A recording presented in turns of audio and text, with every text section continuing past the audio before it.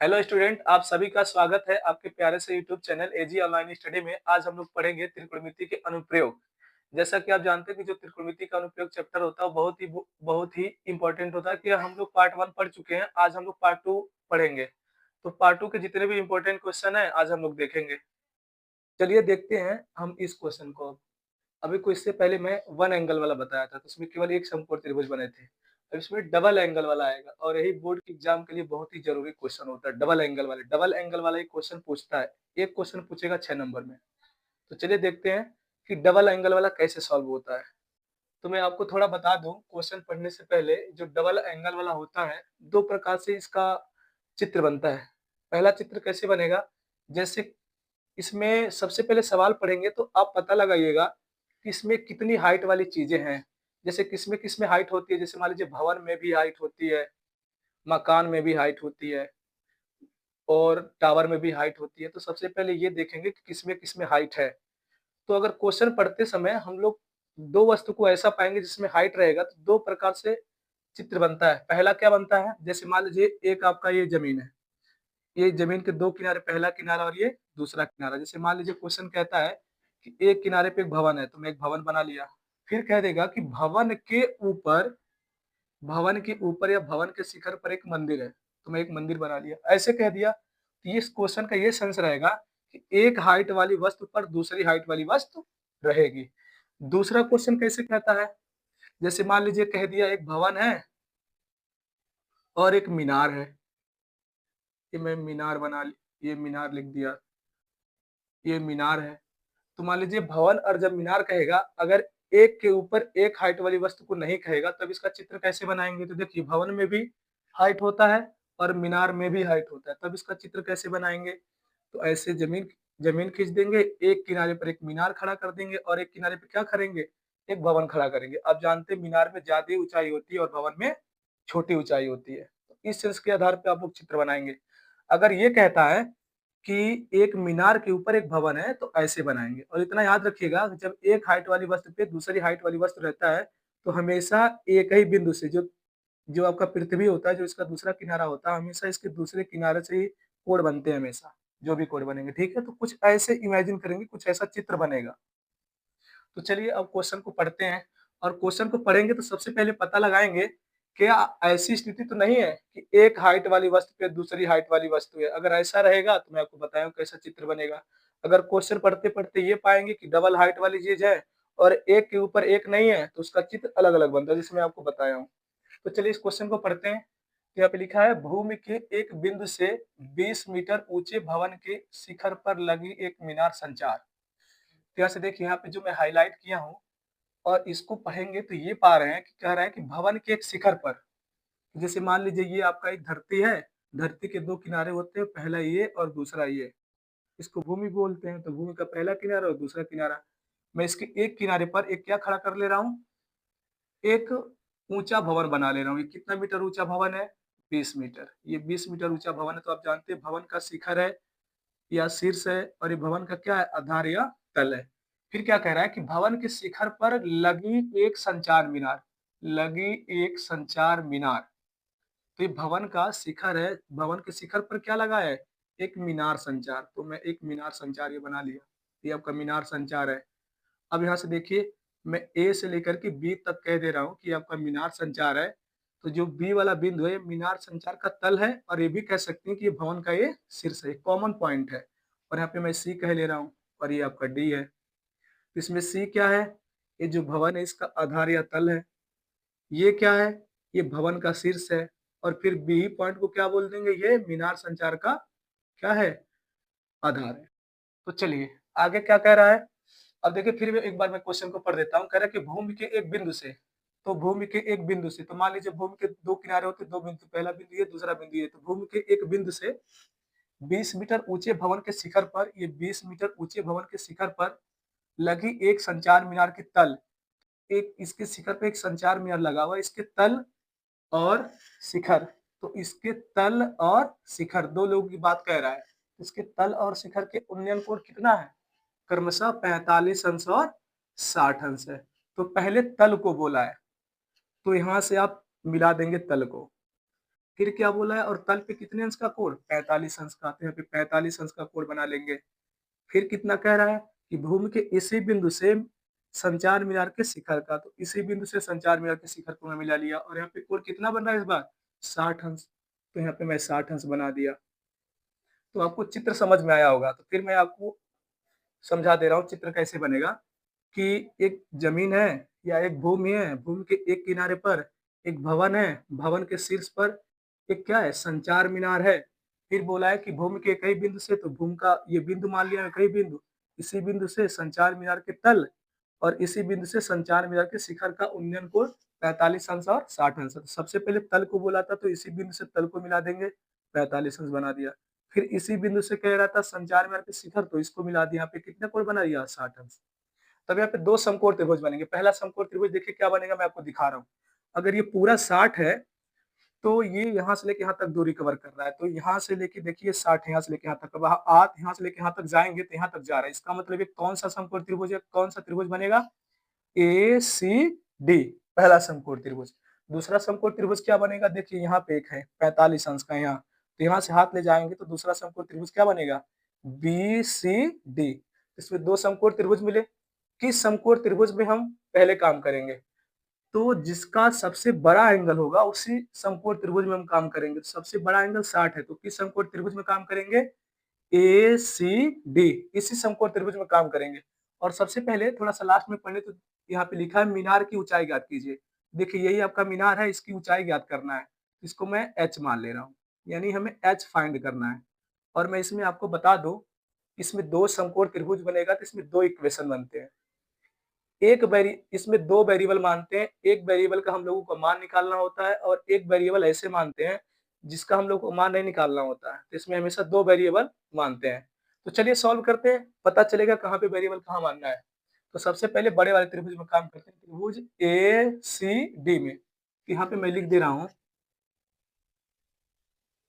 त्रिभुज ए C D में, त्रिभुज ए सी डी में आपका सी कितना है, 90 डिग्री से ये पता चल जाएगा कि ए सी डी आपका एक समकोण त्रिभुज है। और मैं आपको बता दूं, हमेशा डबल एंगल वाले में हमेशा tan थीटा लगता है।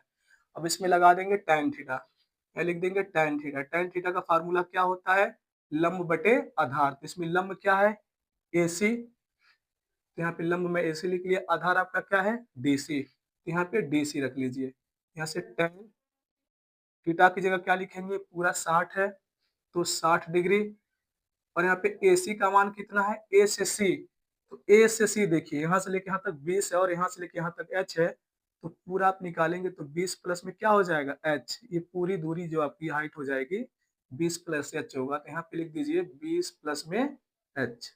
और D से लेके C कितना है, D से लेके C हमें पता नहीं है, तो इसको क्या मान लिया जाए, X। तो यहाँ पे लिख लीजिए x। तो देखिए यहाँ पे दो वेरिएबल हो चुके, पहला वेरिएबल ये और दूसरा वेरिएबल ये।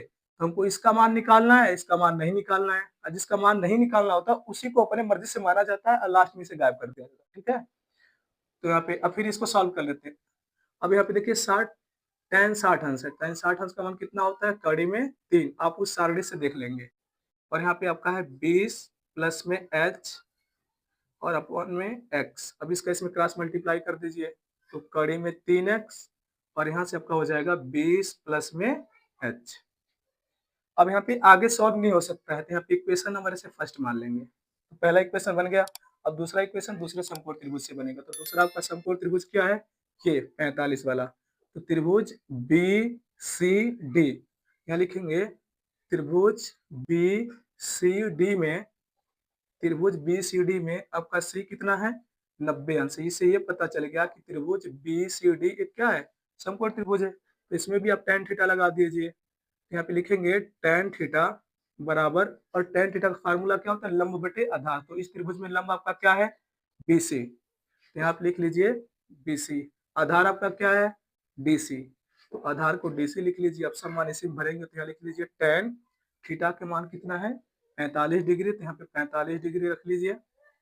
और BC का मान कितना है, B से लेके C केवल 20 है, यहाँ से लेके यहाँ तक, तो आप यहाँ पे 20 भर लीजिए। D से C कितना है, x, तो यहाँ पे x लिख लीजिए। अब tan 45 अंश का मान कितना होता है, 1, तो यहाँ से हो जाएगा 20 बटे x। अब इसका इसमें गुणा कर लेंगे तो x बराबर कितना हो जाएगा 20। और यहाँ आगे सॉल्व नहीं हो सकता, तो इसे इक्वेशन नंबर क्या मान लीजिए 2। हमें x का मान निकालना है, तो मैं क्या करूं, यहाँ से समीकरण नंबर 2 का मान समीकरण नंबर 1 में रख दूं, तो इससे ये फायदा होगा कि यहाँ से x का मान निकल सकता है। तो यहाँ से मैं लिख दे रहा हूँ x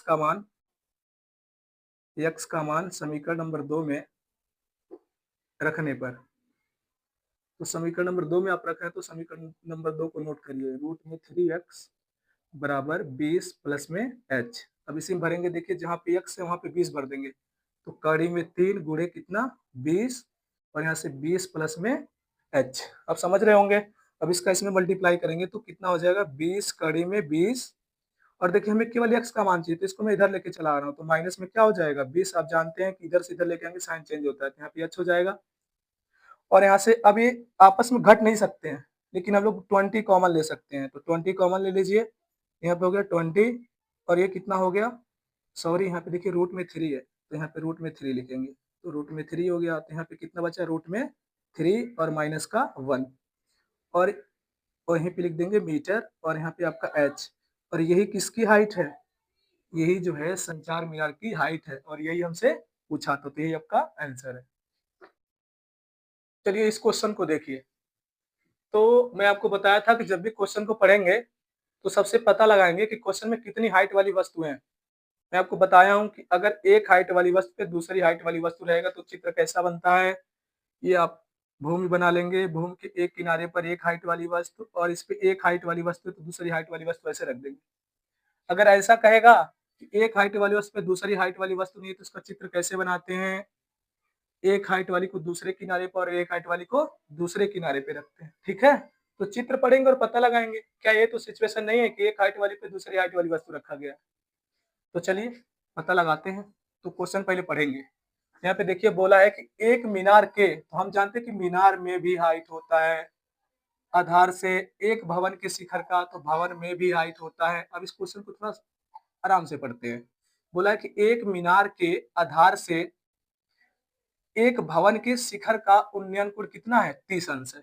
अब इस क्वेश्चन को पढ़े तो ये पता लगा पाए इसमें कितनी हाइट वाली वस्तु है, दो। एक तो आपका मीनार है और एक आपका क्या है, भवन है। और दो वस्तु हैं, एक मीनार एक भवन, तो एक के ऊपर एक स्थित नहीं है, यानी एक के ऊपर एक स्थित नहीं है, तो ये वाली तो आकृति बनेगी नहीं, ये वाली तो बनेगी नहीं। तो बनेगा कैसे, ऐसे, तो एक आप भूमि खींच लेंगे और एक किनारे पर आप क्या खड़ा कर देंगे, मीनार, और एक किनारे पर क्या खड़ा कर देंगे, भूमि। तो देखिए चित्र ऐसा बनेगा।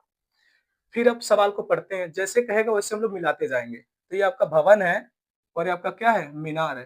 तो आप माइंड में रखेंगे कौन सा मीनार है कौन सा भवन। इसमें क्या बोला है, एक मीनार के आधार से, तो ये मीनार का आधार है, तो मीनार के आधार से भवन के शिखर का, तो क्या कह रहा है, मीनार के आधार से भवन के शिखर का उन्नयन कोण कितना कह रहा है 30।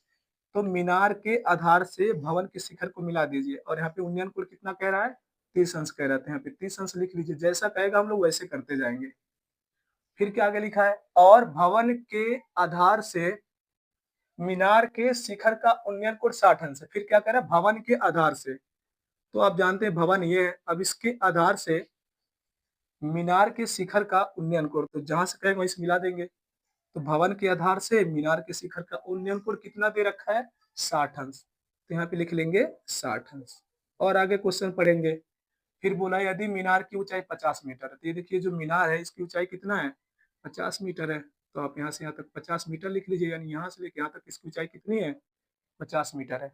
फिर आगे क्या लिखा है, तो भवन की ऊंचाई ज्ञात कीजिए, तो भवन ये है, तो इसकी ऊंचाई को क्या मान लिया जाए h, यानी हम कुल मिला के हमें किसको फाइंड करना है, h का मान निकालना है। तो देखिए इसमें दो समकोण त्रिभुज बना, पहला समकोण त्रिभुज कहाँ बना, ये वाला। अगर 60 यहाँ है तो आप यहाँ से हाथ रखेंगे और यहाँ पे जाएंगे तो पहला समकोण त्रिभुज ये बन जाएगा, तो इसका नामकरण कर लेते हैं ए बी और सी। ये आपका पहला समकोण त्रिभुज बन गया। दूसरा देखिए 30 अंश यहाँ बन रहा है, तो यहाँ से लेके यहाँ तक ऐसे हाथ करेंगे यहाँ तक जाएगा, यानी दूसरा समकोण त्रिभुज ये बन रहा है, कौन सा, बी सी, और यहाँ पे क्या रख लीजिए डी।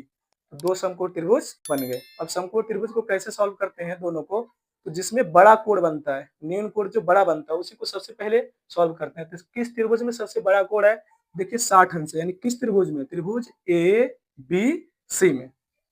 तो चलिए अब सॉल्व करते हैं तो यहाँ लिखेंगे कि त्रिभुज ए बी सी में, त्रिभुज ए बी सी में यहाँ पे आपका बी कितना है, 90 अंश है। 90 अंश लिखने से ये पता चल जाता है कि वह एक समकोण त्रिभुज है। अब हमेशा डबल एंगल वाला है तो डबल एंगल वाला हम क्या लगाते हैं, tan थीटा। तो यहाँ लिख देंगे tan थीटा। अब tan थीटा का फार्मूला क्या होता है, लंब बटे आधार। तो इस त्रिभुज में लंब आपका क्या है, लंब आपका ए बी है और आधार आपका क्या है, BC है। मैं आपको बताया था कि जो कोण होता है इसके सामने वाला ही लंब होता है। तो आपका लंब कितना है, ए बी, यहाँ पे ए बी लिख लीजिए। आधार आपका क्या है, BC। यहाँ पे क्या लिख लेंगे, BC लिख लेंगे। तो यहाँ लिख देंगे tan थीटा की जगह कितना लिखेंगे, 60 अंश। तो यहाँ पे 60 अंश रखिए बराबर ए बी का मान कितना, ए से लेके बी का मान कितना दिया, 50। यहाँ से 50 भर लीजिए।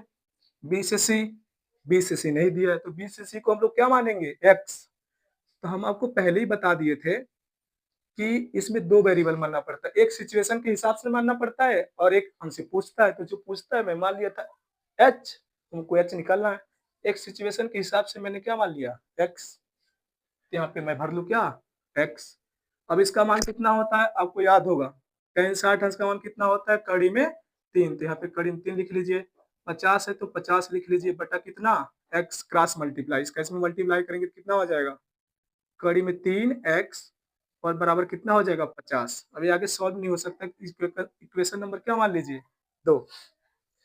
अब ये इस समकोण त्रिभुज में काम हो चुका। अब दूसरे समकोण त्रिभुज में काम कर देंगे। तो दूसरा आपका समकोण त्रिभुज क्या है, त्रिभुज DCB।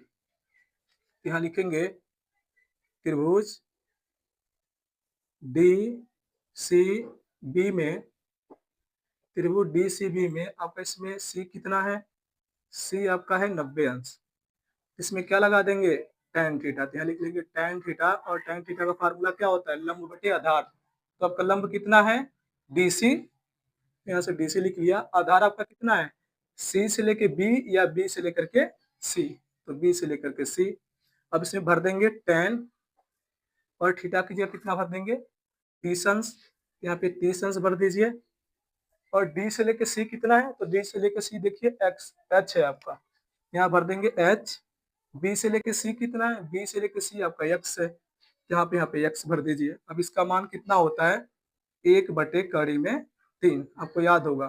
तो h बटे कितना हो गया, x क्रॉस मल्टीप्लाई। इसका इसमें कर दीजिए, इसका इसमें कर दीजिए। इसका इसमें करेंगे तो कितना हो जाएगा, x, और इसका इसमें करेंगे तो कितना हो जाएगा, कड़ी में 3 और h। यहाँ से आगे सॉल्व नहीं हो सकता, तो इसे इक्वेशन नंबर कितना मानेंगे, 2। अब हमें किसका मान निकालना है, h का मान निकालना है। तो h का मान कैसे निकालेंगे, हमको h का मान निकालना। तो यहाँ से देखिए मैं x का मान किस में भर दूं, समीकरण नंबर 2 में। तो इससे ये फायदा हो जाएगा कि जो 2 वाला होगा h में बदल जाएगा, हमको h का मान मिल जाएगा। यहाँ से लिख दे रहा हूँ मैं समीकरण नंबर 2 का मान, या तो समीकरण नंबर 2 का मान या तो x का मान। यहाँ देखिए, यहाँ से मैं लिख दे रहा हूँ समीकरण नंबर 2 का मान, समीकरण नंबर 2 का मान नहीं, समीकरण नंबर 2 इसको 1 मानिए। समीकरण 2 का मान समीकरण नंबर किसमें, 1 में रखने पर, समीकरण नंबर 1 में रखने पर। तो समीकरण नंबर 1 में रखेंगे तो देखिए क्या होगा, पहले इसको नोट कर लीजिए। रूट में 3x इज इक्वल टू कितना, 50। अब इसी मान भरेंगे। तो रूट में 3 और x के जगह कितना भर देंगे, कड़ी में 3 और h और बराबर 50। अब रूट में 3 का मल्टीप्लाई करेंगे कितना हो जाएगा, 3 और यहाँ पे कितना हो गया, 50। अब इसको इसके नीचे लेके जाएंगे तो यहाँ हो जाएगा आपका h, ये 50 बटे कितना हो गया, 3। इसको देखिए कैसे लिख सकते हैं, या तो इसका इसमें भाग लगा के या तो दशमलव बदल दीजिए या तो सही बटाम लिख लीजिए। तो सही बटाम कैसे लिखेंगे, यहाँ पे 3 है, यहाँ पे 16 लिख दे रहा हूँ। तो देखिए 16 3 48 और 2 जोड़ देंगे कितना हो जाएगा, 50। तो आप इसको ऐसे भी लिख सकते हैं या तो दशमलव भी लिख सकते हैं। अगर मीटर है तो यहाँ पे क्या लिख देंगे, मीटर। और यही किसकी ऊंचाई है, यही भवन की ऊंचाई है, यही हमसे पूछ रहा था।